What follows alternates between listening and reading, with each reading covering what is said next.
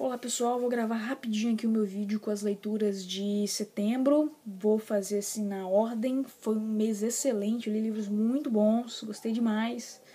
Vou começar assim com A Estrada do Cormac McCarthy, que é a história desse pai e desse filho que nesse mundo pós-apocalíptico estão caminhando por esse mundo destruído em direção ao sul, porque eles acham, de alguma maneira, indo em direção enfim, ao sul, eles vão ter alguma chance de sobreviver, alguma coisa, mas tem uma esperança, assim, não fica muito claro.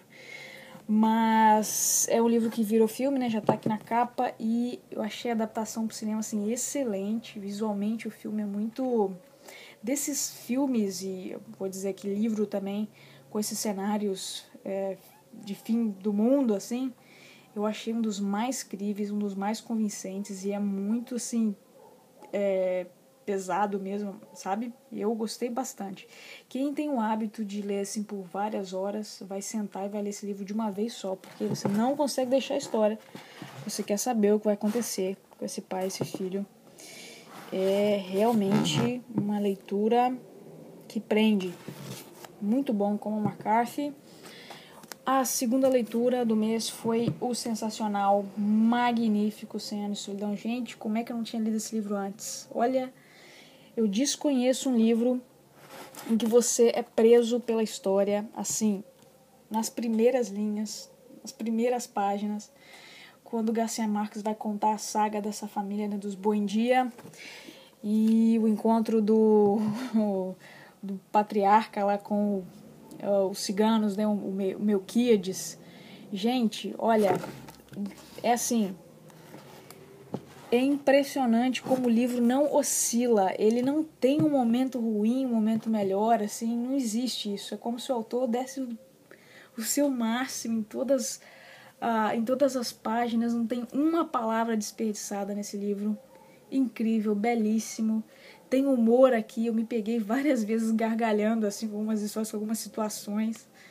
É uma saga mesmo, muitos personagens. Ainda bem que essa edição tem aqui uma árvore genealógica para ajudar o leitor, né? Porque a gente fica perdido um pouco com a quantidade de personagens, mas é incrível.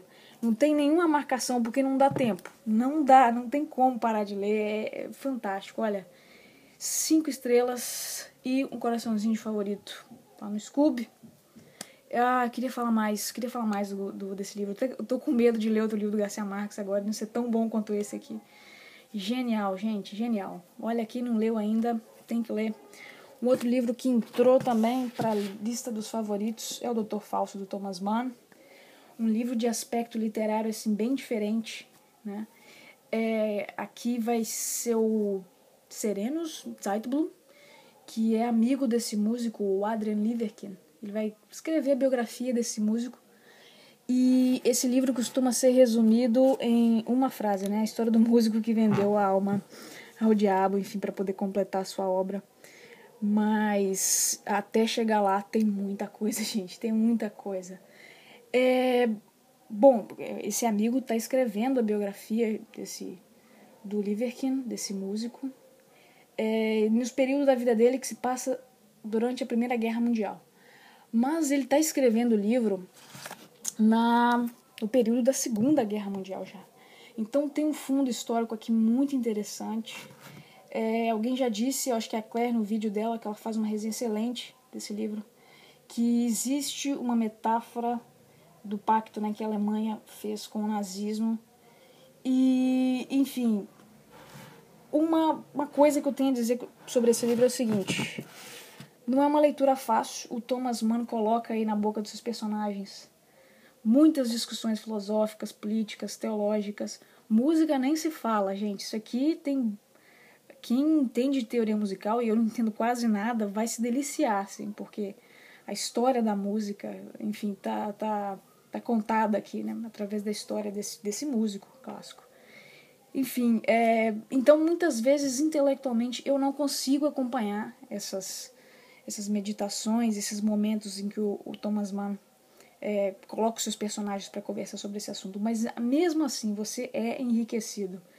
E eu gostei muito um pouquinho dessa perspicácia psicológica, essa relação entre esse amigo que está contando a história, essa admiração que ele tem pelo Liverkin. Eu achei uma coisa muito interessante. E o Thomas Mann sabe contar uma história, aquela bela tradição do século XIX, né? Daqueles romancistas. Excelente, tem várias marcações aqui. Às vezes os personagens, por exemplo, eles começam a comentar uma peça do repertório clássico do Bach ou do Beethoven, e eu marquei para depois procurar e ouvir, né?